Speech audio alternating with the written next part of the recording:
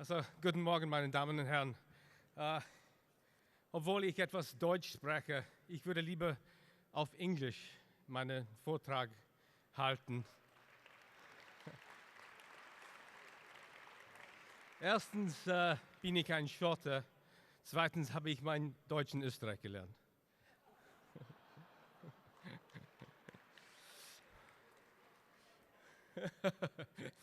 Okay, in 1972, the Club of Rome published a book called Grenze des Wachstums, and it gave 12 scenarios for the future. It said that if we carry on having children at the rate that we were having in the 70s, if we carried on using the world's resources, if we carried on creating the pollution that we were creating in the 70s, then we'd reach a crisis around the middle of this century. This chart shows what happens if we did not change. It shows 200 years of ecological history. And it says that by around 2030 or 2040, the world will reach a crisis and will reach a period of collapse. This is not an economic forecast, this is an ecological forecast. Now, the black vertical line you can see on the left is when the report was written in 1972. The red line is where we are today. And we have gone back every 10 years and we've looked at what we said. And what is happening is exactly as we predicted. And so today we're in overshoot. And the consequences are becoming very clear. It's not just climate change. The financial crisis is also part of the same problem. But climate change is certainly the biggest problem. This is a picture from Hurricane Sandy, which hit New York a few years ago. This is what's happened in the Philippines a year later. 6,300 people died when the hurricane hit the Philippines. In Australia, the year after, temperatures were so high that they have to change the way the temperature is measured. And 129 records were broken in just a few weeks. When we talk about a 2-degree increase in average temperatures, for a lot of people that sounds like a small number. The temperature changes by more than 2 degrees every day. But 2 degrees is a lot. This chart, it may be difficult to read from such a distance, but it shows 100 million years of climatic history on planet Earth. And the red line shows what happens if we go up to 2 degrees above the historic average set around 1750. And it shows that we go back 10 million years in climatic history. It takes us back to a time where there was no ice in Greenland and there was no polar ice cap. And if we go to 4 degrees, which is what we're talking about by the end of a century if we don't change, then there will be no ice on Earth. And very few of us are likely to survive that sort of change. So what we're fighting for is really the survival of humanity. And already climate change is having a direct effect on our economies. This is a chart from Munich Re, the insurance company. And over the last 30 years, the cost of climate change, the number of events that they have had to pay out for, has increased by 200%. And that will continue to increase no matter what we now do. But it's not just climate change. We're also causing huge problems to the world through pollution. This is a picture from Florida. And because of the nitrates that we're putting into the soils and they run off into the seas and the rivers and the oceans, they're creating dead zones where only these green plants can survive, which absorb all the oxygen and kill all the other species in the seas. This is a picture, it's not a very good picture, but it's a picture of the great plastic vortex, which is in the middle of the Pacific. This is all the plastic bottles and plastic waste that has been dropped into the oceans, which collects together in the middle of the Pacific in 2 gigantic islands and sinks down just below the surface, where it begins to degrade and decay, and all the toxins enter the food chain. Both these islands, you can see here from a picture from Greenpeace, are bigger than Texas, bigger than twice the size of Texas. And all this plastic is circulating around the oceans, creating a problem which will last again for decades to come. But it's not just also the problems in terms of pollution. There's also what we're doing in terms of resources. We're destroying the planet's resources. This is a copper mine in Chile. This is the rainforest in Indonesia.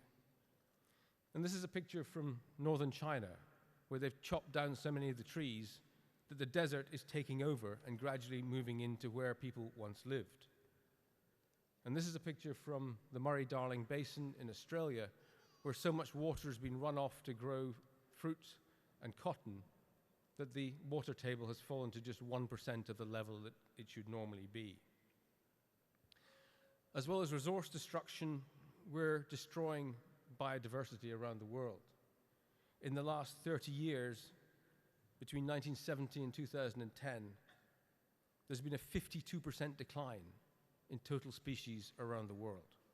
All of this is a consequence of what we predicted in 1972, of having too many people creating too much pollution in too short a time. Where I come from in Scotland, a lot of the seabirds are dying out because of changing weather patterns, because food is not available at a time that it normally is, and because of the waste. This is a picture of a seagull which has been eating plastic bottle tops because it thinks they're food, and of course it kills them.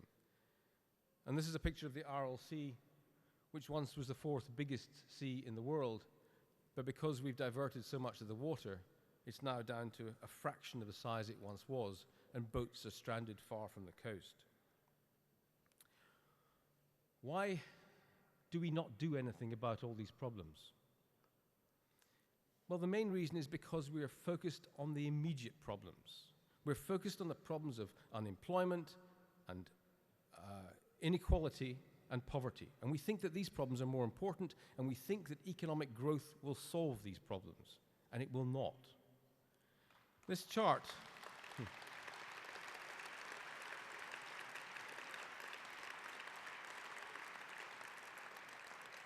many politicians, and I exclude almost all of you here, but most of the politicians in the Western world and in Asia believe that growth creates jobs, and it does not. This chart shows growth for the last 30 years, and growth has been rising steadily, even with the financial crisis. And in the rich world, in the OECD, unemployment has gone up. Growth does not create jobs. Growth in the long term destroys jobs because it's about productivity.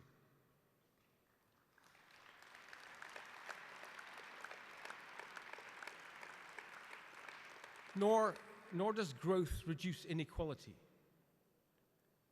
This is a very difficult chart to read. It's from the OECD. It shows something called the Gini coefficient, which is a measure of inequality in society. And it shows that over the last 200 years, the inequality is greater today in the developed world than it was 200 years ago. That all this industrial development, all this economic growth has increased inequality. And the gap between the rich world and the poor world is 4 times bigger than it was in 1820. So the idea that economic growth is going to solve inequality is fundamentally flawed.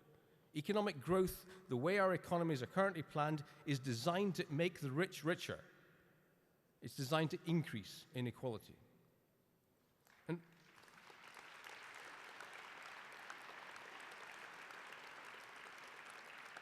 And finally, we think that we have to create growth because it reduces poverty. And it doesn't do that either. The World Bank has a number about people living on $1 a day. And it says that we've reduced the number of people living on $1 a day by more than 1 billion in the last 30 years. Well, that's true in one level. But they take no account of inflation. $1 a day, which was set in 1980, is actually $3 a day when you take account of inflation. And when you measure it that way, poverty in the world has gone up in the last 30 years. It has not gone down. So there's a huge myth about the neoliberal economic system and about the need for growth. It does not create jobs, it does not reduce inequality, and it does not solve poverty.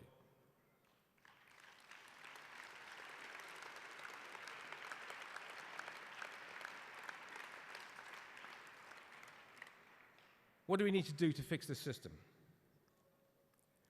We're working on a project right now about how can we move from the current economic system to a better one without making the situation worse. And we see several stages that we have to climb over, several things we have to do to make our world a better place. First, we need reform of the finance system. We need to unbundle the entire financial system so that credit is only created by governments and not by banks.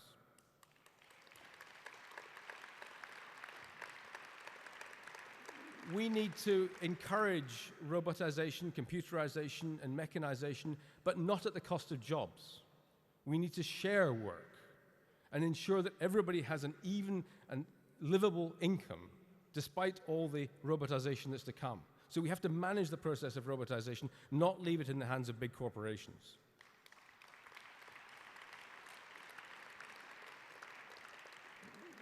We need to curb the power of big corporations and make them answerable to us and answerable to society. We need to forget the idea that growth is a solution to our problems and let people understand that growth is the cause of our problems.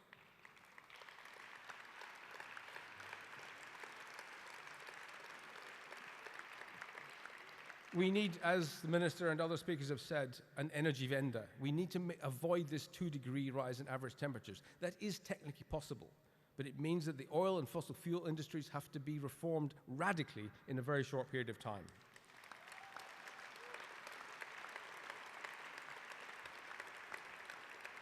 And finally, we have to have a change in our food production technology so that we can feed 8 to 9 billion people. And that means going back to smallholding farming in the developing world.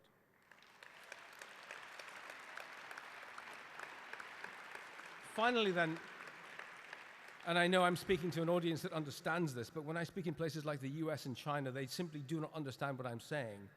The message is as follows. Growth is not the solution to our problems, growth is the cause. It is the cause of resource destruction, it's the cause of environmental problems, and it's the cause of climate change. It's the cause of inequality, and it's the cause of worklessness.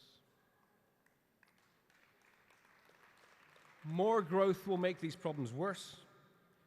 Green business and a circular economy will buy us time. The market cannot solve our problems. What we need is strong government. We need people in power who understand the problems that we're facing, who can see the long term and can create the changes that we need to create.